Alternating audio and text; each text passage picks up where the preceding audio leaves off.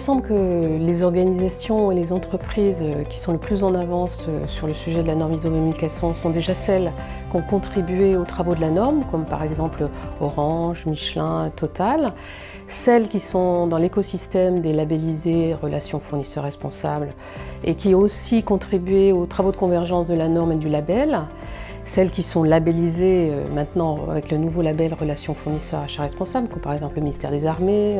l'Aéroport de Paris ou le Crédit Agricole, et il y en a un peu plus d'une dizaine aujourd'hui, et ça va continuer. Et puis, je ne pourrais pas dire en termes de secteur, mais on a un écosystème très favorable en France. On a quand même aussi les participants de l'Observatoire des achats responsables, qui est un think tank qui a fortement contribué à la publication de cette norme.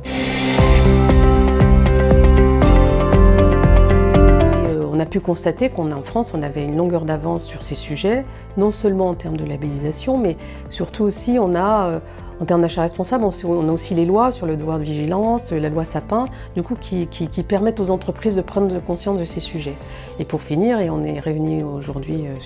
pour ça, c'est qu'on a aussi lancé cette initiative de baromètre ISO 20400 pour mesurer l'avancée, la progression de la norme dans les entreprises et les organisations.